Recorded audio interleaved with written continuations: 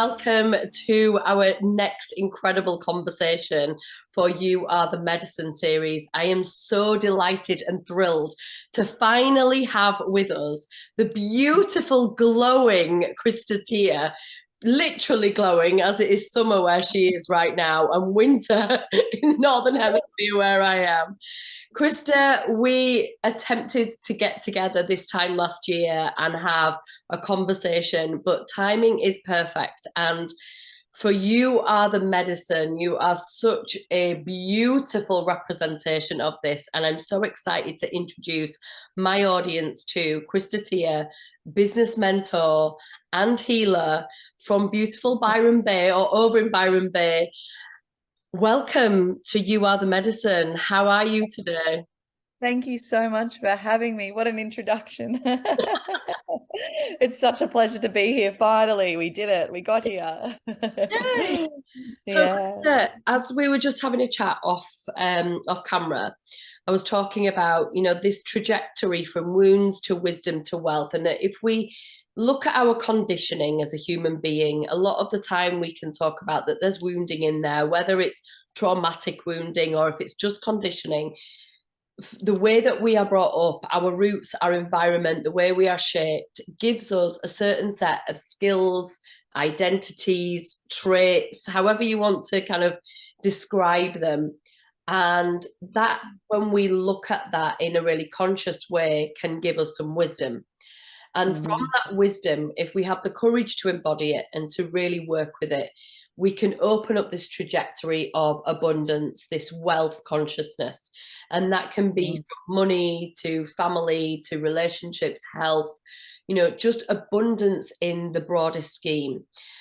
And I'm really interested in learning about your journey because what we get to see now publicly is this really gorgeous healer that is leading business leaders in a kind of heart-centered way to create this journey themselves, really, to be more conscious about themselves so that they can be of service and create this wealth stream. Yeah. So can you share with us? Well, first of all, share with us what you do, and then we'll go back to little Krista, if that's okay. Of course, yes, yeah. So what I do now is I work with business owners to create like passion projects. I think that, I've been in business for 16 years. And when I first became a business coach, it was really about, the standard like hustle and grind and very masculine approach. And I just realized it's so short-lived if it's not our passion, if it's not like truly purposeful, if it's being created from wounds, which in a lot of times or a lot of circumstances it is. So for me, I work with business owners to heal them, on a soul level, to really allow them to step into the realest, truest version of themselves. And then as an extension, create these passion projects that equate in huge amounts of abundance. But it doesn't feel like, running a business. It feels like doing what we love every single day because it's coming from the right place. Yeah. Yeah. Oh, juicy, juicy, juicy. Something very deep within my heart. And I can see when you're sharing this radiance that comes from that heart energy. So take us back to little Krista then and kind of what's your story? What was the conditions that you grew up in that brought you into this line of work anyway? Yeah. Okay. So I grew up in my parents have been together since the age of 17. And I grew up in a wealthy family. Not wealthy when I was born, but, dad created, 9-figure businesses. And I really saw him create them from the ground up. He was a mechanic, so only earning a couple of $100 a week. And, really actively striving to be more. And so, fast track to him creating 9-figure businesses, having car dealerships all around Australia, or Queensland predominantly. And my mum was, stay-at-home mum. She was very present, school drop-off, school pickup, beautiful breakfasts. So I had, in comparison to a lot, I had such a great childhood.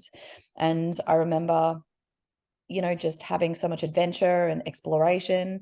But I always, you know, one thing, my parents did push me. You know, I think that the automatic assumption that we have is, you know, when you've grown up in a wealthy family, that you just spoon fed and, you know, you have everything delivered to you on a silver platter. But that wasn't the case. You know, I was taught really great work ethic.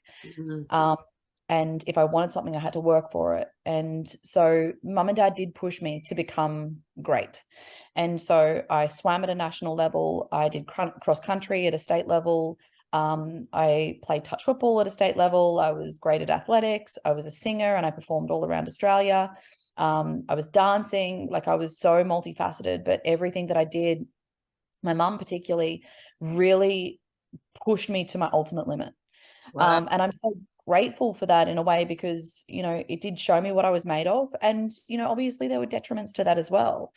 I think that a lot of the time, you know, when we don't experience, you know, what majority of people deem as like trauma in our childhood, because most people identify trauma with, like, you know, having or witnessing a rape, or, you know, seeing a murder, you know, all of these big things. But, you know, the truth is we all have wounds. So for a large part of my journey, yeah, my childhood was absolutely phenomenal in comparison to most. But I feel like that was a bypass as well, to not look at the stuff that, you know, wasn't loving. And that's not to say that, you know, it was bad, you know, but at the same time, I think that a lot of us go, well, you know, it is the way that it is. And our parents were doing the best that they could with what they had available at the time. And that is just a great way for us to bypass the truth of how we feel in a lot of circumstances. So that's been a huge part of my healing journey. And then so throughout school, I really, you know, I didn't really struggle at school. I kind of found it quite easy just to get good grades, but I hated it. I just didn't like being there. I experienced a lot of bullying, particularly in high school. And so I went to an all girls college, and it got to the stage of like being physically bullied. And so, you know, I became actually quite sick with it. And, you know, one morning my mum said, get your uniform off, you're never going back. So I ended up going to another school temporarily, but I stumbled across hairdressing and started doing my school-based traineeship as a hairdresser. Wow. I left school when I was 16, and I started full-time in my apprenticeship, and I finished my apprenticeship within 2.5 years, and then opened my own salon.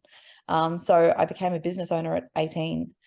Yeah, it was like just a given, you know. I was like, no, I want this. And all I saw within my upbringing was like my dad wanting something and going after it and getting it. So that blueprint for me was so, you know, powerful. I Yeah. want the salon, I'll do whatever it takes to get the salon. And it was hugely successful. And I owned that for 5 years, up until my daughter was born when I was 22. So her father, who was my ex-husband, we were together from the age of, I was 17, he was 5 years older than me. And we got married when I was 21 and had my daughter when I was 22. And yeah, after that, I decided to sell my salon, and we decided to go into the hospitality industry, and we owned and operated 3 health cafes. And, you know, I had a pretty treacherous journey in that relationship. There was, you know, what I realized when I was with him, you know, he's a really big person, and, you know, had a lot of unprocessed stuff. I didn't know about the work that I do now back then, but there was so much anger. And instead of like me coming forth and, you know, being able to confront that and hold a standard, I would just cower to it, and, you know, just became really sort of compliant. So I do feel like, because I went from literally my parents' care to my husband's care, there was never this opportunity for me to discover who I was. Right. It was kind of like I was just morphed into who my parents wanted me to be, and then who my ex-husband wanted me to be. And it's so interesting, because that's what we do. You know, it's amazing what we do in order to be loved and accepted, you know, to stay truly safe. Absolutely. Um, so yeah, we were together until I think I was 25 or 26, 27. I'm not great with timelines. But you know, he spent time in prison while we were together, and I kind of just had to step up and really step in and raise my daughter on my own. And run the 3 businesses on my own. And fuck, it was the greatest gift, you know. My whole attitude has always been, you know, when someone makes a mistake, they always deserve a second chance. And, you know, if they choose to screw it up again, well, you know, that's when you've got to kind of assess whether it's just stupidity, you going back and allowing the person to do the same thing. And that's what I did realize was, you know, I believed that, you know, he made a mistake and I was willing to, you know, stick by him through that. But then when I saw that there was no change, it would have been stupid of me to stay in the same situation and experience the same stuff, you know, a life of, you know, fear and compliance and never truly getting to know who I was because I was too terrified to stand up to the people that needed to be held to a standard. Right. So, I left Ayana's father maybe, yeah, when I was around 26, 27. And I really just committed. I sold the cafes. I, you know, was then at this stage in my life where I was like, right, well, now's my opportunity to discover who I am. I left the marriage with no money. And, you know, my 4 previous businesses, I built all of them to 6 and 7 figures. And I chose, like consciously chose to walk away with nothing. And it was like this reestablishing period of like, all right, my whole identity is being created around being successful or being a great swimmer or a great runner or a great singer or a great this, or, you know, and yep, I'm successful in business and I can do that standing on my head. But like, what am I under all of that? And I had no clue, like no clue. I was just who everyone wanted me to be. So that was really the beginning of my journey into like self-inquisition. If I was to fully love me and fully get to know the real me, what even is that? It just honestly started with a question. And what I established throughout that time was that I really genuinely had this great capacity to help people, and not from a place of like experiencing something in return, but just to be able to give and to give and to give and to give and to give. And I really, you know, I deemed that as wrong for a large part of my journey. Because I thought, well, it's all self-sacrifice. You know, so much of the personal development, you know, speak about there has to be this energetic exchange. And so I just shut it down and I deemed it as wrong for such a large part of my journey. But I realized it's like my superpower. So that's what kind of, you know, allowed me to step into the coaching space. And I just went on this journey of like, I've always been quite, well, not even quite. I've always been very inquisitive, you know, like I want to know more. If something doesn't make sense, I want to uncover the truth. Like there's got to be more here. So I started studying. I started actually with my Bachelor of Naturopathy, and I was doing that while I owned the businesses, and soon realized that I had committed to way too much. So I deferred in true Krista style, you know, going well beyond what most people can comprehend. So I went back and I deferred, and I went back and I just studied nutrition. And so then I was like, there's got to be more than this. Like it can't be just about what we eat. So then I went on and I studied like NLP and hypnotherapy and timeline. And I was like, no, it just doesn't seem right. Like it's got to be further. It's beyond the mind. And so then it was like somatic work and breath work, and still it was like, oh, there's got to be more. And what I realized was there was just so much that was at the effect of the world. You know, a lot of these modalities are at the effect of the world. And I knew that there had to be this thread of like radical self-responsibility for everything, even in the moments where that doesn't make sense. Yeah. So I really started in the coaching space many years ago, more so in the mindset, nutrition, and from an integrity perspective, I guess I wanted to like create success in the digital space before I became a business coach. And then just gradually transitioned into, you know, what I do now. But I guess when I first became a business coach, it was very like masculine. It was very like structure, strategy, scale, let's go, like, let's do the thing. It's all about force, force, force, force. And, you know, the more healing that I've done, the, you know, greater my capacity to realize that, you know, I would say 80 to 90% of it is just an energetic and an emotional game. And the strategy is just the icing on top. So that leads me to where I am now, you know, doing the work that I do, which is profound, like mind blowing. I'm mind blown most days.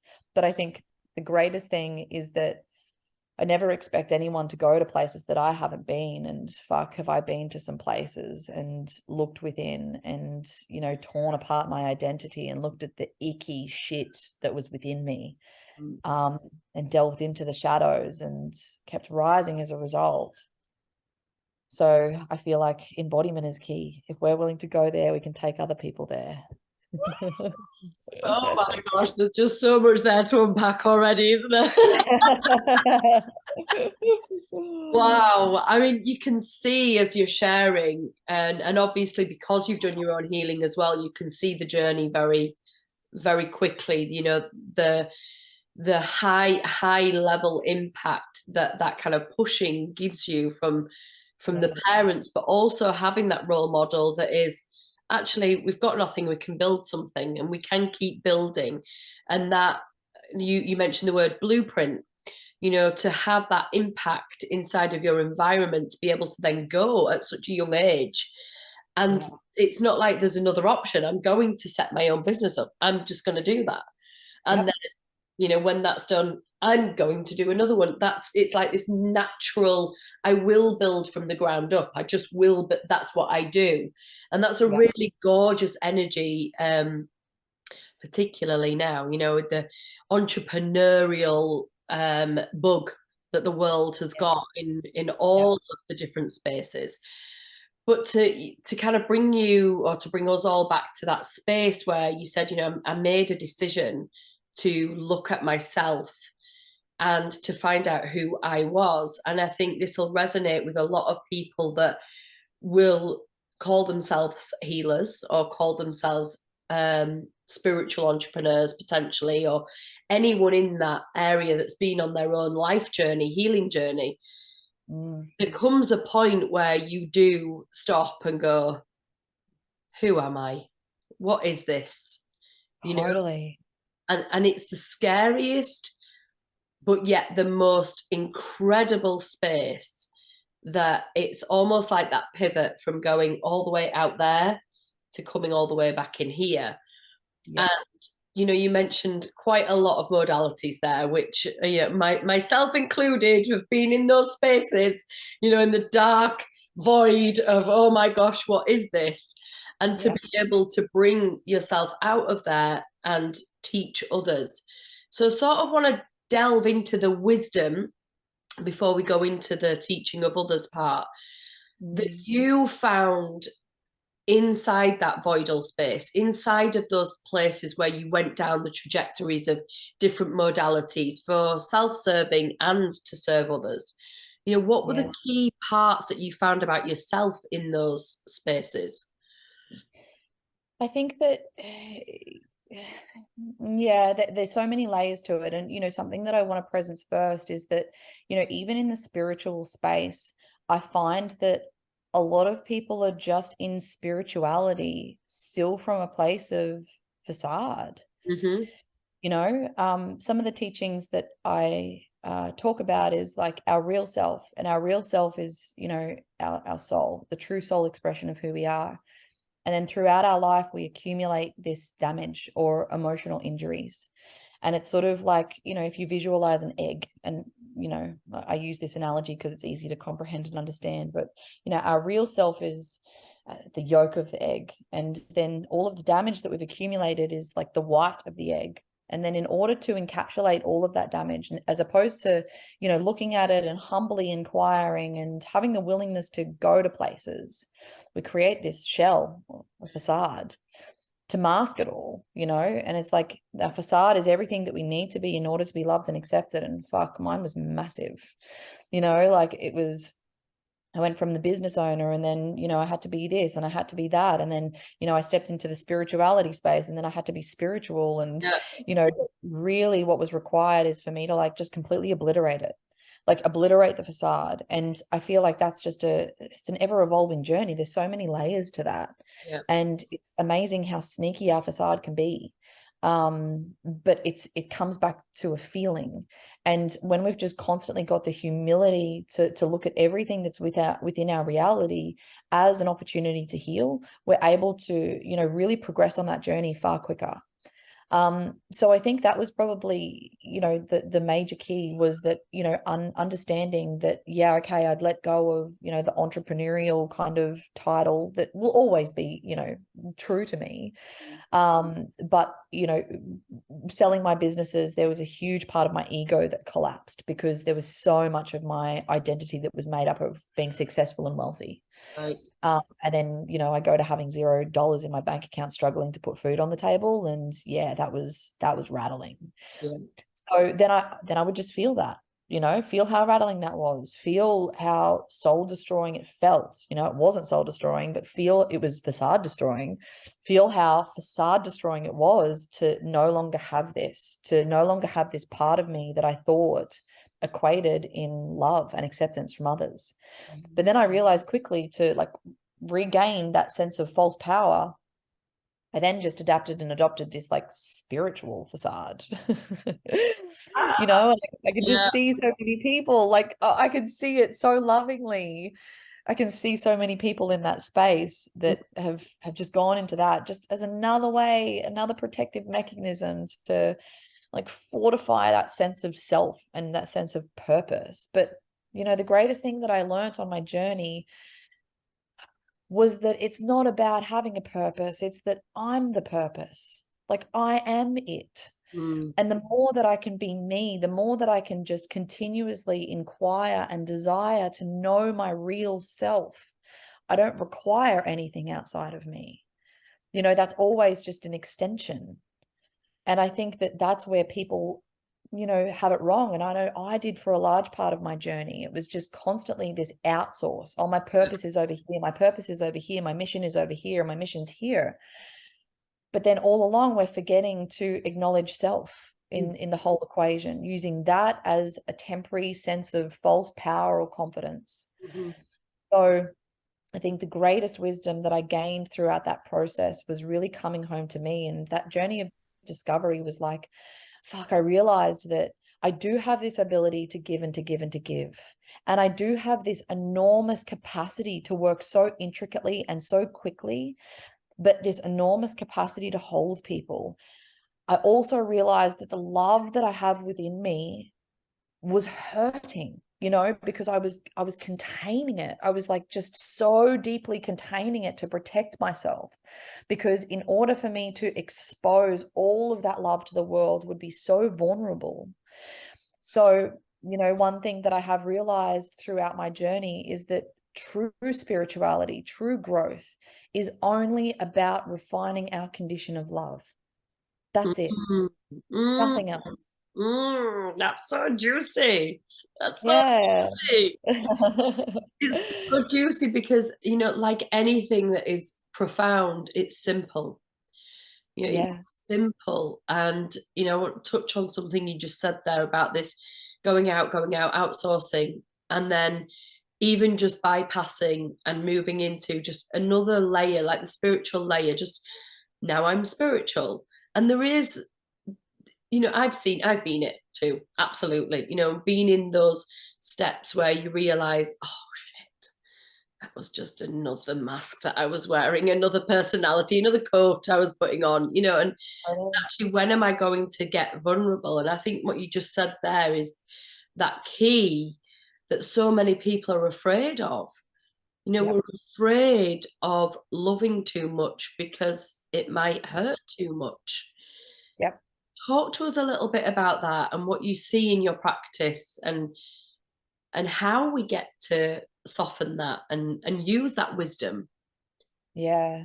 So I think that, you know, if we look at everything through that filter of like, it's just about coming back to love. But I think that, you know, science talks about it, you know, the highest vibration that we can experience is love. Yet I feel like majority of the world don't actually know what true love is. Yeah. Love isn't manipulation. Love isn't coercion. Love isn't anger or grief. Love is love. And yes, it is a force to be reckoned with.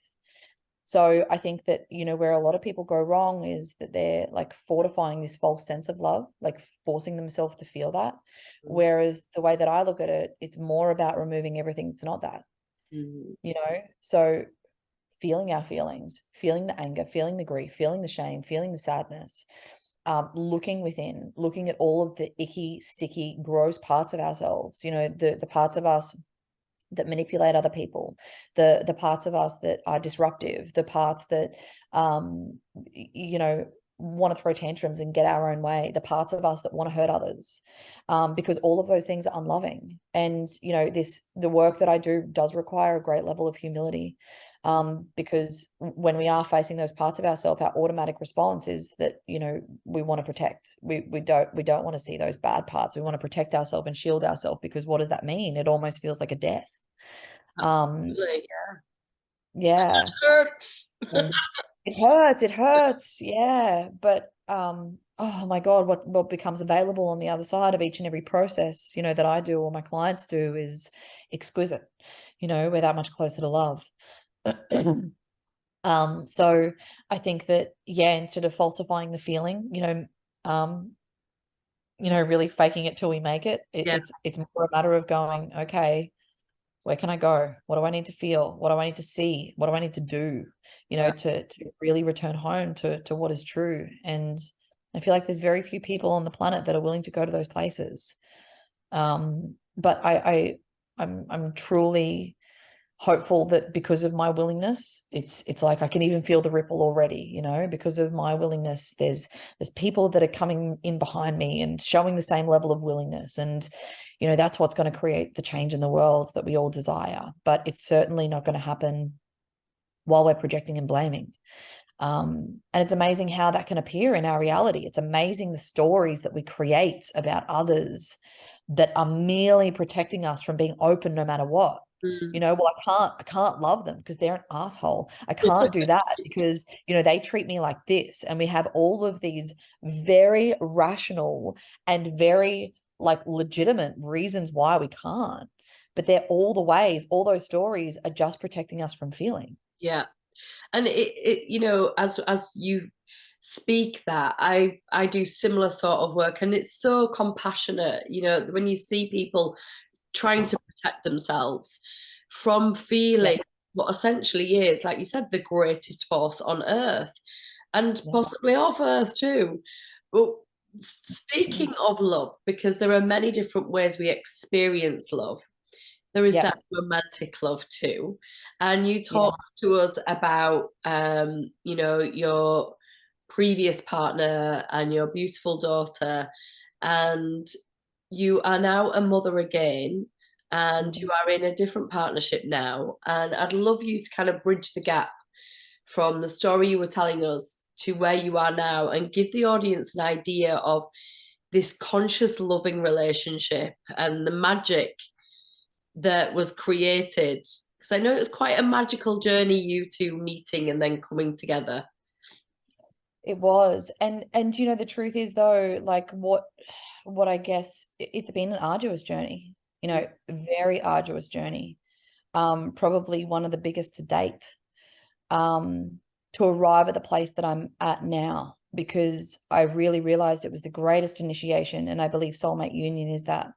It was the greatest initiation into exposing all of our shit. And, you know, for a large part of that journey, both of us wanted to run because it was so much easier to run than to face off with true intimacy and true love Wow. and true pleasure, you know, because that's where the most amount of pleasure resides.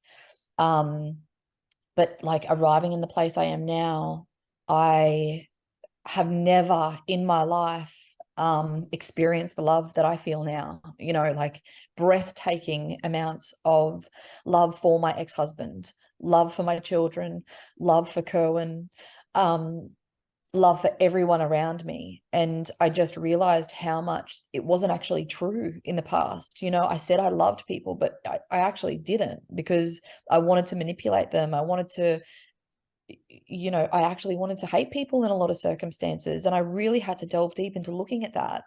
But my life now is like, I feel heaven on earth. You know, that's the way that I can describe it. And fuck, it's been big to get here, and it's required so much of me. But to be able to be in a situation where you can genuinely be faced with, you know, unloving behavior from those around you and still love them, still find compassion, you know, knowing that people aren't who you want them to be and still loving them and still finding compassion and being unshakable in that, immovable in that, like so steadfast in who you are and who you choose to be and the way that you choose to react, and almost to the point of being completely triggerless. That's everything that I've ever desired, you know? So fuck, it's been a journey, but well worth it. Well bloody worth it. You're going to have to give us some tidbits, because I'm sure there's so many people watching this going, triggerless in a relationship. And, you know, and to caveat that again, it has taken work. Talk to us about, you know, some of the work that you two have done together then, and, you know, through your journey, because he's a teacher as well. And I find most of the time when we teach these things, we kind of put ourselves up, don't we, to be a higher level of demonstration for ourselves and for others. So how has that played out in the relationship? Well, I think that both of us had a great level of avoidance. There was a lot more willingness on my behalf to go deep. And I think that, you know, there was a huge part of both of our identities that were created around, you know, exactly what you shared. And I have worked so vigorously to collapse that whole identity, to be able to see myself as equal to everyone else, you know, like we put ourselves on a pedestal, but we also put other people on a pedestal. I know I did, you know, because Cohen's 14 years older than me. And I know that for a large part of my journey with him, I put him on that pedestal because he had been, you know, he had created more success in the industry than I had. And it's not until we experience the truth of people, you know, who people are and, you know, see their icky behaviors that pedestal gets fucking crumbled. And so I've always said that the most dangerous place that we can put anyone, including ourselves, is up there, because, you know, we're unreachable, we're untouchable. And the moment that we think that we know it all is the moment that we may as well just, you know, throw the towel in. So yeah, it has been really confronting, but I think the greatest thing, and I can't speak for him, but the greatest thing that I have realized is that everything that is appearing in my reality is my responsibility, full stop, end of story. So, you know, yes, I can project my shit onto him. I can blame him for the way that I feel. I can point out all of his ugly behaviors. I can, you know, do whatever's required to make myself feel temporarily better. But the truth of it is that all of that is in my reality for me to feel something that is within me, that is a wound. And I think that, you know, that's the greatest gift that we can give ourselves is seeing life through that lens. And it's challenging, you know, because it's so much easier, especially in relationships, to blame the other party. But there's always a gift if we just drop the blame, drop the story, and turn the focus inward on, okay, what is this surfacing within me? You know, and I think a prime example of this is like when there's infidelity within a relationship. And automatically, you know, it seems so rational and so relevant. And the truth is, it's not okay, but it seems so rational and relevant for a lot of people to go, well, of course I feel this way because of you. You know, of course I feel this way because you're a cheating bastard, or, you know, whatever the story is. But, you know, there is something within us that has attracted that into our reality. And if we have enough humility to go, okay, outside of the story of me wanting to create in order to hate this person, because we're wanting to do that so that we can move away from love. Yeah. What's within me? Okay, what do I feel? Abandoned. Okay, I feel, you know, worthless. I feel whatever the emotions are that are surfacing, allowing ourselves to fully feel that and then removing it to return to love. Whereas what a lot of us do is we go, oh no, well, I don't deserve this, so I'm going to remove it from my life, you know, and we create more walls and more of this, you know, fortified facade, I suppose, so that, you know, we're protected. Protecting vulnerability again. Yeah. So it's I think that's probably the greatest piece is, you know, getting to the stage where we're willing to resolve all of our emotions. And I think that, you know, a lot of people in the personal development space talk about being triggerless. But the way that they are triggerless is by just avoiding everything. And that's not being triggerless. You know, in order to be truly triggerless, we have to expose ourselves very deliberately to all of the things that trigger us and surface emotion. Which is not an attractive place to want to go, is it? It's like, hi, no. all your triggers are over there. So if you'd like to go and have all those buttons pressed, don't worry, it's fine afterwards. You'll feel great. You'll be walking heaven on earth, all the love. But before you get there, every single thing you ever feared at the highest level of its range for you to experience. That's where I've gone. And to choose that, like who even does that? Oh, I'll tell you who does that, Krista. Somebody who has your conditioning. And I think this is the beauty of the juiciness of this journey is like, you know, this girl grows up with this amazing opportunity to see that you can build anything from nothing. And she also has this amazing capacity to love. And she's experienced what it feels like to just be someone for everyone else rather than be for herself.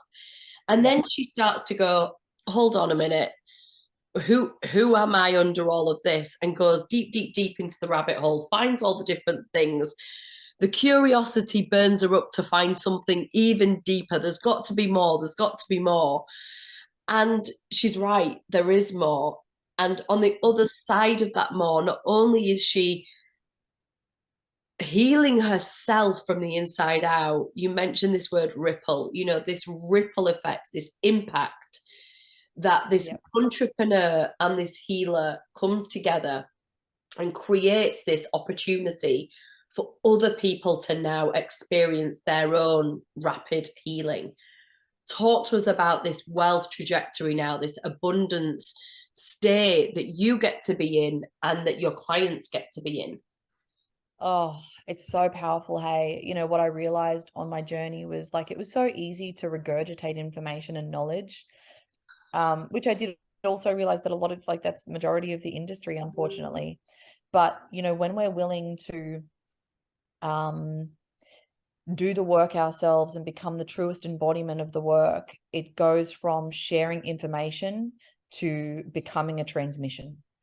And that transmission creates profound change because it's felt. There's an energetic push onto the other person that is undeniable. It's not me going out there and giving someone a to-do list on how to feel. It's like I have so much wealth within my soul that me sharing whatever comes out of my mouth with you is then automatically going to ripple onto you in your life. You know, that's the power of this work. So I want you to do that again for the audience because it's so beautifully simple again, but profound. Like sharing information, it goes from sharing to being a transmission. Say that again for us because that was gorgeous. Yeah, it goes from sharing information or regurgitating information to sharing a transmission. And that transmission is you and the work that you've done and the energy and the potency and the wealth that you've become based on your soul. And you can't fake that. You can't fake it, you know? So I even see, you know, based on the work that I have done within my soul, how much easier it is for other people that I work with, you know, because I've been able to like really go first. And so I do find that, you know, this ripple that's been created, firstly, it's been my commitment to love and to truth, nothing else, love and truth, no matter what, like bring it. And then I can just see all of these people that I get the beautiful opportunity to work with, how that's rippling out and affecting their lives, and they're coming into the same level of willingness and humility and having this commitment to love and truth, and then how they're impacting their clients. I do work with a lot of coaches and healers, and how it's impacting their family. And it's just like this ripple continues to amaze me. But then, you know, also extended into my family. You know, my parents, you know, they've just made a commitment to start doing some emotional work with me. Oh, wow. So I get to, you know, support them. And that's oh, everything that I've always wanted, you know? And I can just see and like truly feel how much it's beyond this physical, you know, how it's our energy that permeates and creates the change in the world. It's what we choose to become, um, that creates the transformation, not the words that we speak. Yeah. Gentlemen, if you can't feel that now, please go rewind and listen to it again. You can feel that. And I think that's what's beautiful about, you know, the space in which a lot of healers are moving now, and the penny's dropping. You know, Yes. the deeper level of embodiment, the being able to walk the talk behind the scenes, like, you know, Yeah. you brush your teeth like that person, you know, you Totally. use the toilet like that person, you with your kids like the person that you are Yep. being on social media, that you are being in front of your client. And, you know, I've been there. I've been a fantastic coach and turned around and screamed at the kids as soon as the Yep. Zoom is off. I've been Yep. that person. And when you are truly want to move into your own destined space, you truly want to move into your own integrity, you truly want to be aligned, like there's a time in your life that locks in, and any of those parts that are out of integrity with where you get to go as a fully embodied, brightly shining human, they show up, and they show up in the tiniest of spaces, but they're amplified. And that can Yep. bring in some shame if we're not ready to heal that. That can bring Yep. in, you know, a bit more pain. But I know that from, and I'm going to share where people can find you, but from your content that you're sharing at the moment, there is this transmission. You can feel that something is completely aligned. And I wonder if I can ask you, has that shifted since you've birthed again? Yes. Yes. Just a little bit about that. He's been, yeah, the journey that I've traveled since giving birth to Jonah has been enormous. And I feel like I've probably done 10 years of spiritual and personal development in a matter of 9 months. Mm. Yeah. And I just, you know, I have always said that our children are, I even got asked on my Instagram story, like, who's your greatest mentor? And I was like, my children, my Yeah. God, you know, they're showing me, I believe that our children are given to us. They choose us based on what is required to bring us closer to love. Yeah. Yeah. So in other words, they trigger the fuck out of Yes. us. Correct. Yeah. And Perfect. most of us just want to like blame everything, you know, we want to blame them or blame our partner or blame society or blame immunization, or, you know, it's just this constant outsource, as opposed to looking at it from a perspective of like, oh, I'm triggered. What's here? Okay, what do I need to feel? All right, remove that, closer to love. Yeah. So I feel like it's been, you know, I was only 22 when I had my daughter and I didn't know this stuff. And, Yeah. you know, she had behavioral stuff that was going on, and I didn't even understand. Like, I was that person that wanted to outsource. Yeah. But my God, she has just been huge for me because she is such a powerhouse.